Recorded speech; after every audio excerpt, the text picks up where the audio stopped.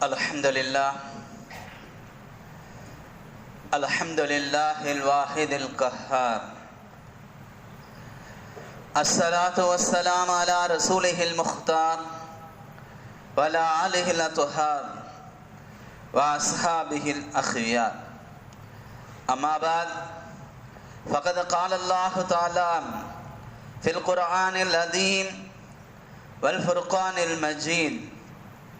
بعد أعوذ بالله من الشيطان الرجيم بسم الله الرحمن الرحيم فويل للمصلين الذين هم عن صلاتهم ساهون الذين هم يراءون ويمنعون الماعون وقال نبينا صلى الله عليه وسلم لا صلاة لمن لا يقيم صلبه في الركوع والسجود أو كما قال عليه الصلاة والسلام. எல்லா புகழும் பெருமையும் ஏக இறைவனாம் அல்லாஹ் ஒருவனையே சாரும். சலாத்தும் சலாமும் அன்னலம் பெருமானார் முஹம்மது நபி ஸல்லல்லாஹு அலைஹி வஸல்லம் அவர்களின் மீதும் அவர்களை பின்பற்றி வழிவந்த உத்தம சத்திய சஹாபாக்கள், சஹாபிய பெண்மணிகள், தாபிகள், தபா தாபிகள், குறிப்பாக ஜும்மாவுடைய தொழுகையை நிறைவு செய்வதற்காக முன்னமே வருகை தந்து அமர்ந்திருக்கின்ற நம் அனைவர்களின் மீதும், நம்மை பெற்றெடுத்த பெற்றோர்கள், நாம் பெற்றெடுத்த பிள்ளை செல்வங்கள், நம் உற்றார் உறவினர்கள், நம்முடன் பிறந்த சகோதர சகோதரிகள், உலகத்தில் உண்டான அத்துணை முஸ்லிமான ஆண் பெண் அனைவர்களின் மீதும் அல்லாஹு தஆலாவுடைய சலாத்தும் சலாமும் அன்பும் அருளும் என்றென்றும் நிலவட்டுமாக. ஆமீன். பெருமதிப்பிற்கும் மரியாதைக்கும் உரியவர்களே,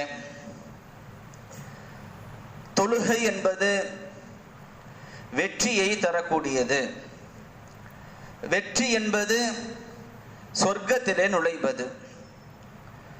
தொழாமல் இருப்பது தோல்வியை, நஷ்டத்தை தரக்கூடியது.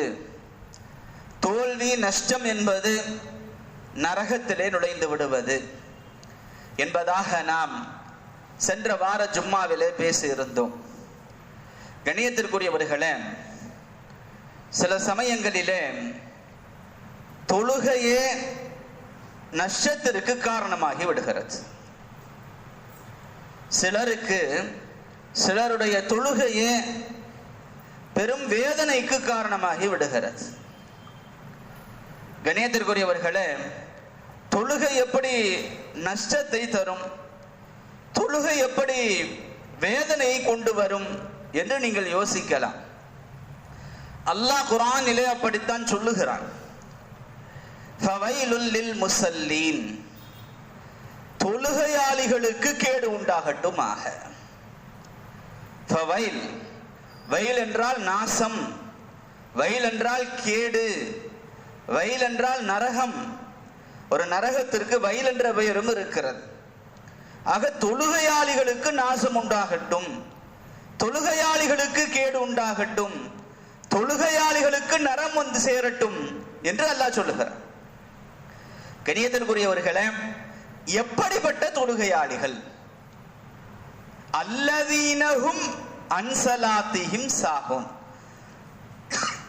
யார் தொழுகையிலே சாஹூன், பொடுபோக்காக இருக்கிறார்களோ, மறதியாக இருக்கிறார்களோ, அப்படிப்பட்ட தொழுகையாளிகளுக்கு கேடு உண்டாகட்டும் என்று அல்லாஹ் சொல்லுகிறார். அவர் தொழுகிறார், ஆனால் தொழுகையிலே பொடுபோக்காக இருக்கிறார். அவருடைய தொழுகை முறையான தொழுகையாக இல்லை.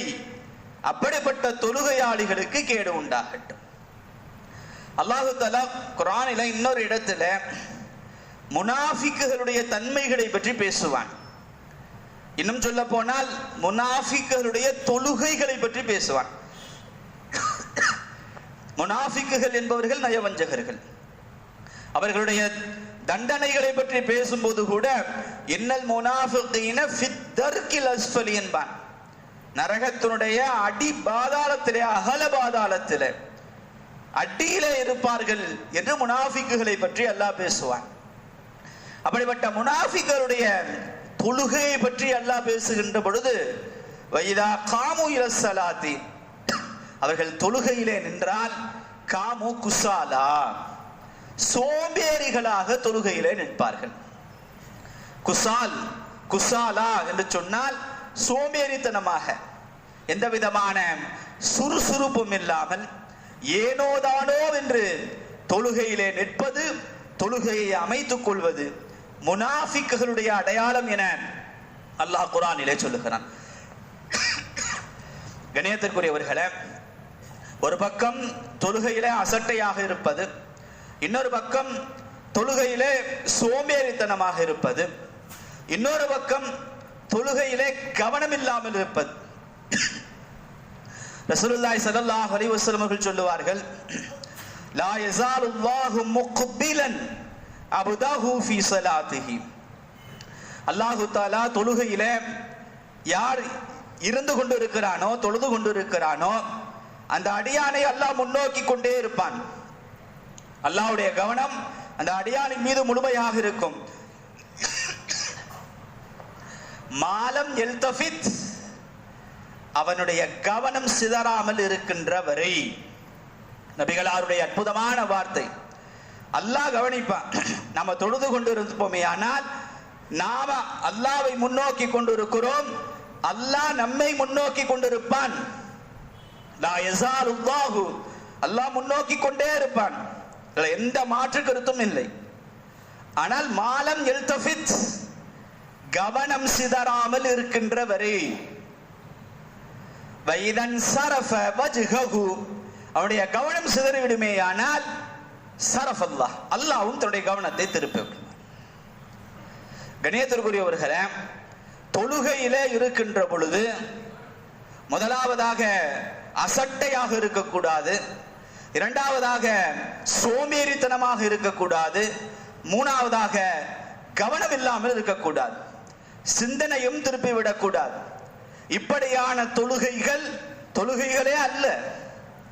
கணியத்திற்குரியவர்களே, கவனத்தை திருப்புவது என்பது ஒரு பக்கம், தன்னுடைய முகத்தை திருப்புவது என்பது இன்னொரு பக்கம்.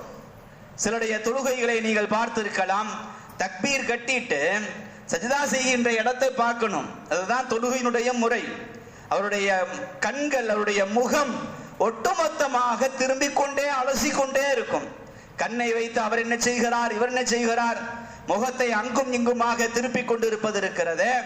ரசூலுல்லாஹி ஸல்லல்லாஹு அலைஹி வஸல்லம் இடத்துல ஆயிஷா ரலியல்லாஹு தஆலா அன்ஹா அவர்கள் கேட்கிறார்கள், யா ரசூலல்லாஹ், தொழுகையிலே முகத்தை திருப்புவதை பற்றி நீங்கள் என்ன நினைக்கிறீர்கள் என்று கேட்கிறார்கள். சஅல்து அன் இல்ஃபிதாத்தில் வஜ்ஹி, முகத்தை தொழுகையிலே திருப்புவதை பற்றி நான் அவர் நபிகளாரிடத்திலே கேட்டேன். நபி ஸல்லல்லாஹு அலைஹி வஸல்லம் சொன்னார்கள், வஹுவல் இக்திராஸ், அது அபகரிப்பது என்று சொன்னார்கள். ஷைத்தான் மனிதனை தொழுகையிலிருந்து அபகரித்து விடுவதாக, அந்த தொழுகை இல்லாமல் ஆக்கிடுவதற்காக ஷைத்தான் செய்கின்ற மிகப்பெரிய வேலை அது என ரசூலுல்லாஹி ஸல்லல்லாஹு அலைஹி வஸல்லம் அவர்கள் கூறுகிறார்கள். கணியத்திற்குரியவர்களே, நம்முடைய தொழுகையாக இருக்க வேண்டும் என்றால் கவனமாக தொழுக வேண்டும். எந்த விதமான சிந்தனையும் வெளியே கொண்டு செல்லாமல் தொழுக வேண்டும். முகத்தை அங்கும் இங்கும் திருப்பாமல், கண்களை அங்கும் இங்கும் சுருட்டாமல், சுழற்றாமல் தொழுக வேண்டும்.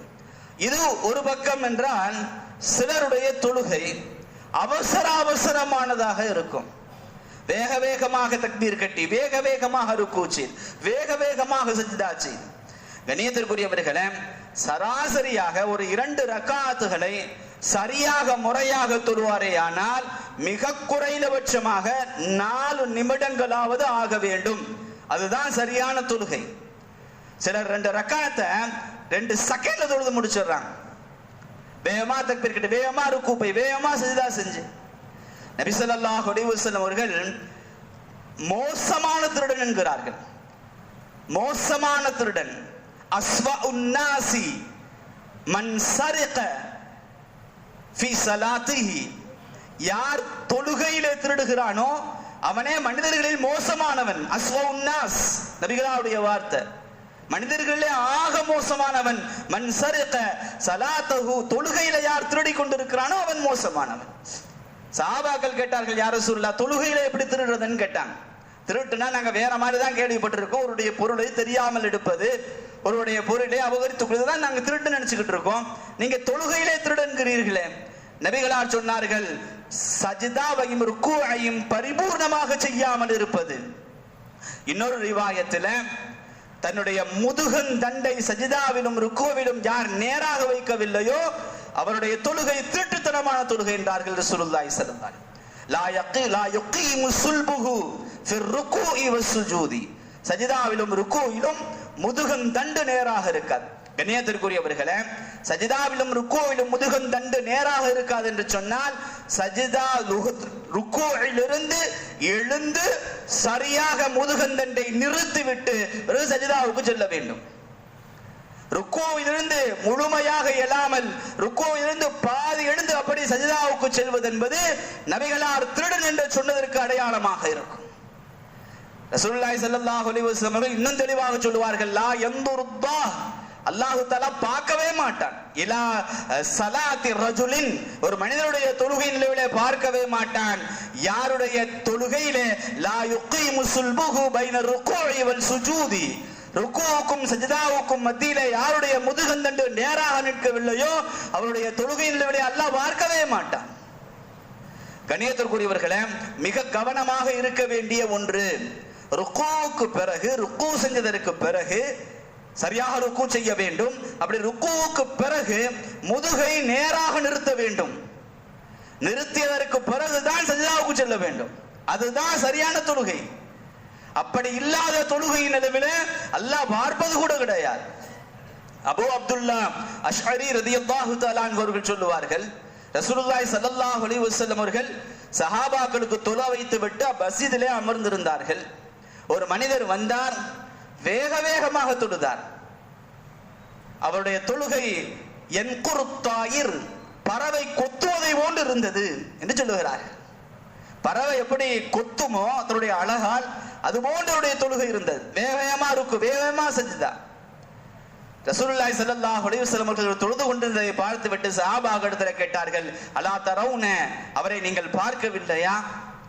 ஒரு கால் இப்படியே இவர் வஃபாத்தாகி விடுவாரேயானால், முறையாக தொழாமல் இப்படியே வஃபாத்தாகி விடுவாரேயானால், நபி ஸல்லல்லாஹு அலைஹி வஸல்லம் அவருடைய எந்த மில்லத்தை, எந்த தீனை கொண்டு வந்தார்களோ அந்த தீனுக்கு மாற்றமான முறையிலே வஃபாத்தாகி விடுவார்.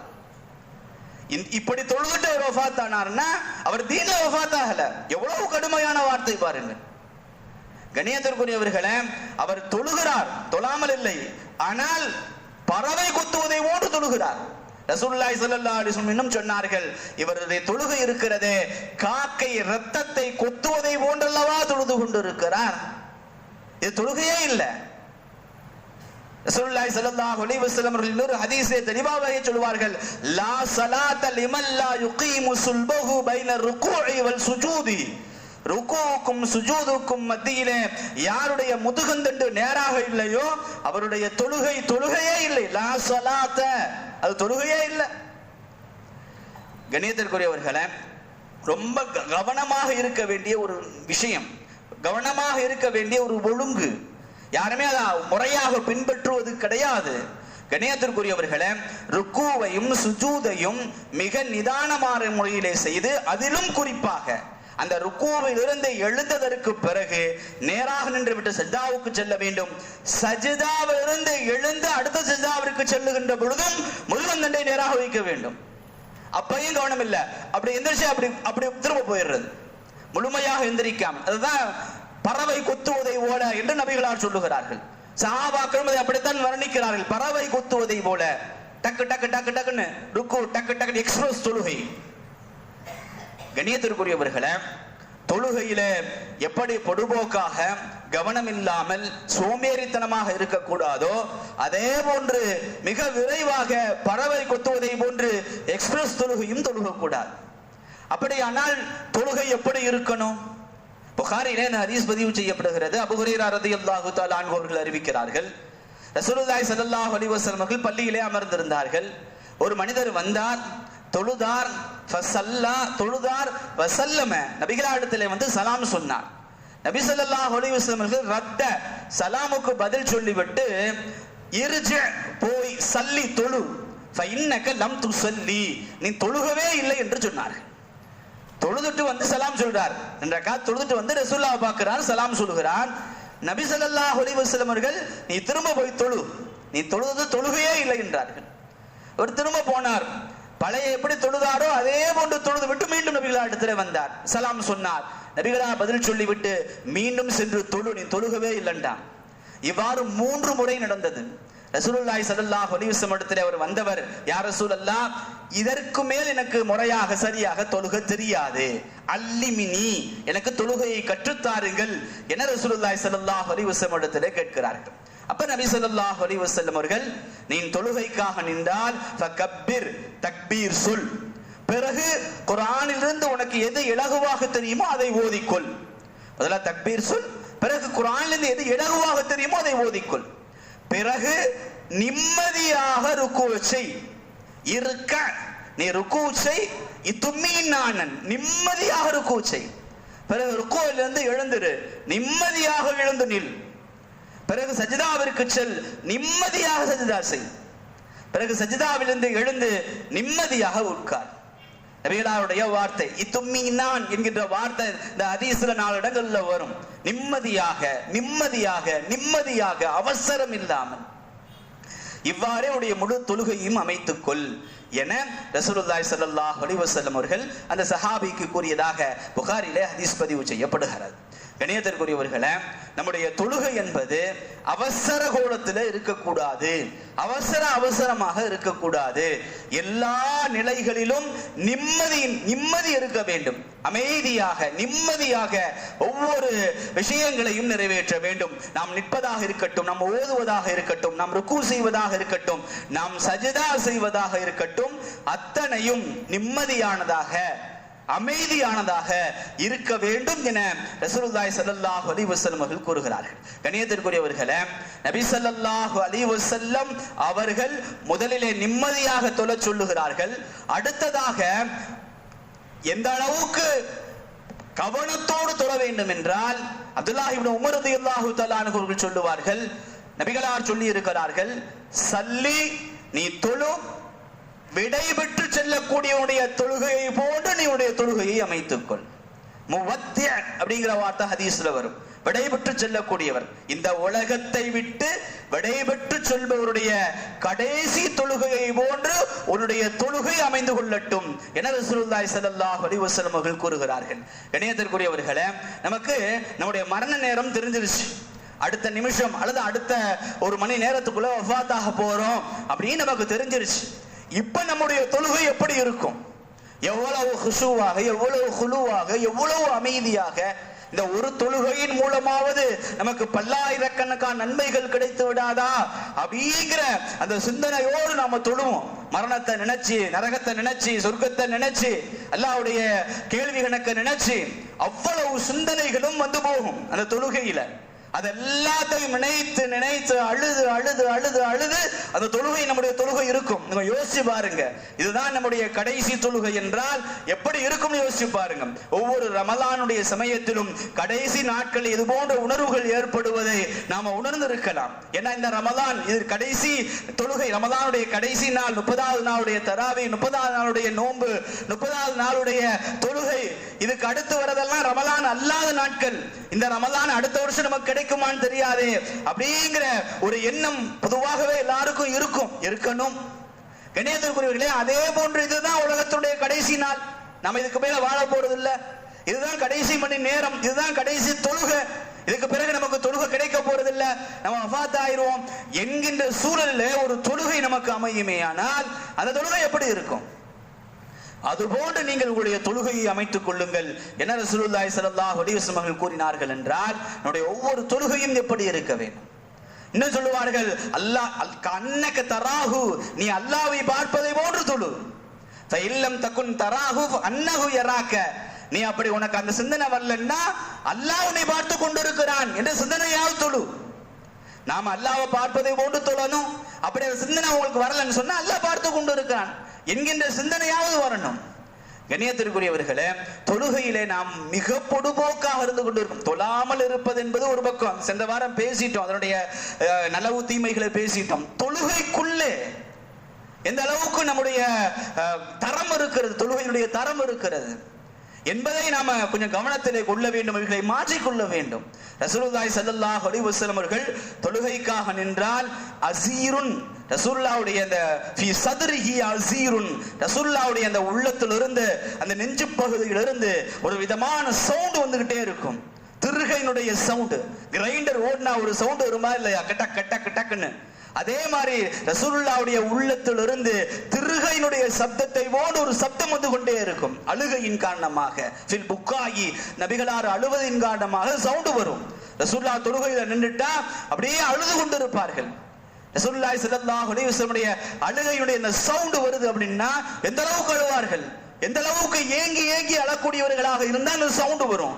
சாதாரணமாக அந்த சவுண்ட் வராது. அந்த உள்ளத்திலிருந்து இந்த திருகையை அரைப்பதனுடைய சவுண்ட், ஏங்கி கதறி அழுகின்ற பொழுதுதான் அந்த சவுண்ட் வரும்.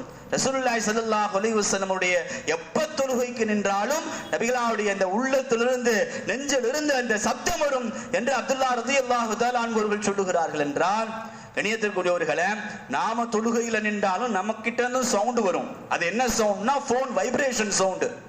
போன் வந்துகிட்டே இருக்கும். சிலருக்கு அந்த போனுடைய அந்த மியூசிக் சவுண்ட் வந்துகிட்டே இருக்கும். கணியத்திற்குரியவர்களே, ஒரு அடிப்படையான விஷயம், தொழுகைக்காக உள்ள வர்றோம், நம்முடைய போன் ஆன்ல இருந்துச்சுன்னு சொன்னா அது ஜஸ்ட் சைலண்ட்ல போறதுல என்ன சோம்பேறித்தனம், அது ஜஸ்ட் ஆஃப் பண்றதுல என்ன சோம்பேறித்தனம். நமக்கு போன் வராதுன்னு நினைச்சிட்டு ஆஃப் பண்ணாம நம்ம உட்கார்ந்துடுறோம். ஆனா தொழுகைக்கு இடையில சப்தமிட்டு ஏதாவது சினிமா பாடல்களை பாடுகின்ற பொழுது எல்லாருடைய சாபத்திற்கு ஆளாக வேண்டி இருக்கிறது என்பதை கவனிச்சோமா? கணிதர்களை சும்மா சிம்பிளா ஒரு மியூசிக் வந்தா கூட யாரும் கண்டுக்க மாட்டாங்க.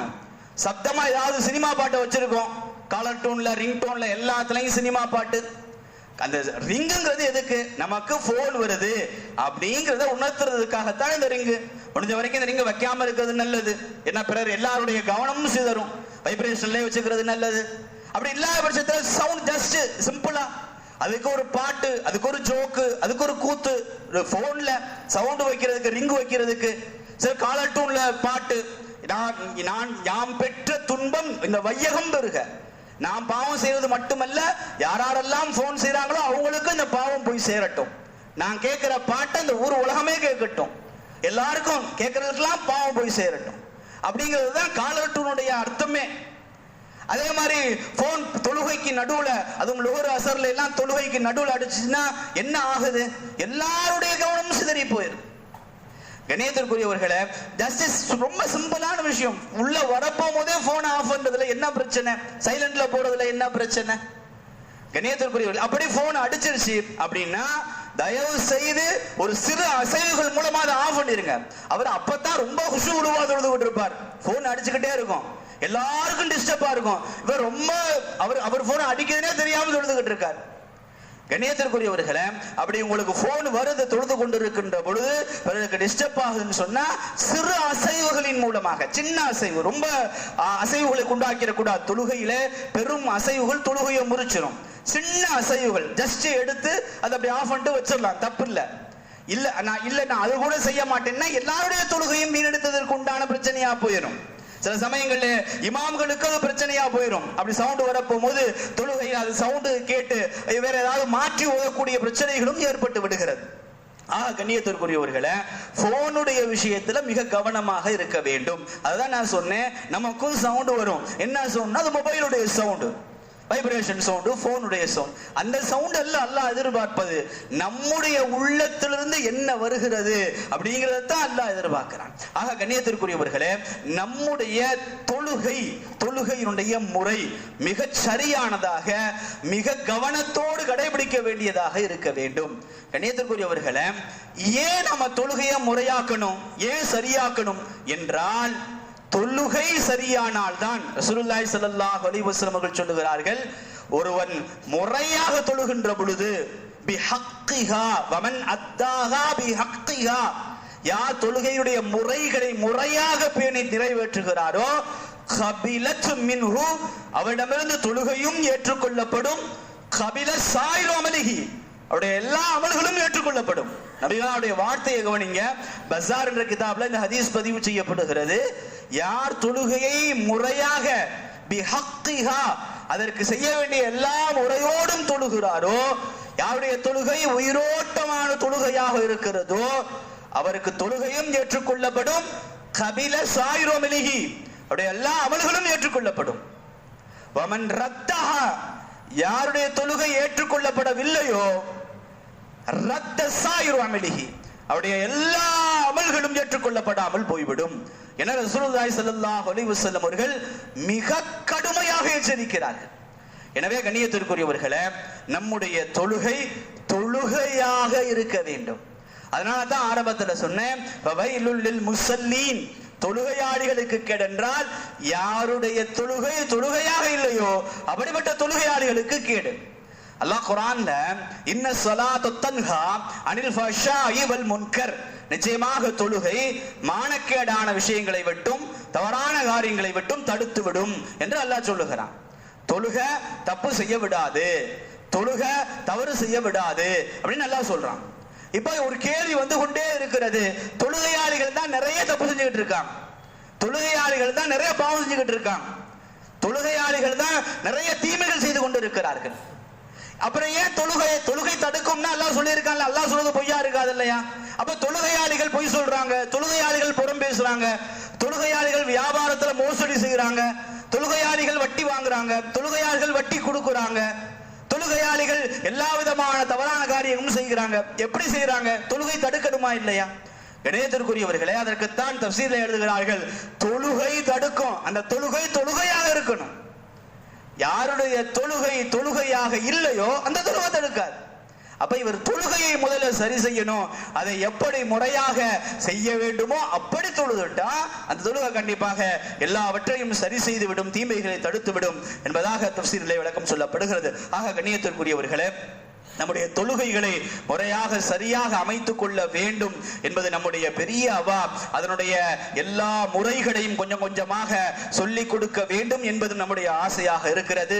இன்ஷா அல்லாஹ் வரக்கூடிய வாரங்களிலே ஒவ்வொரு நிலையாக தக்பீர் எப்படி கட்டணும், ருக்கு எப்படி செய்யணும், ஹதீஸ்ல எப்படி வந்திருக்கிறது, எந்த முறையில செய்யணும் என்பதை சொல்லிக் கொடுக்க வேண்டும் என்கின்ற எண்ணம் இருக்கிறது.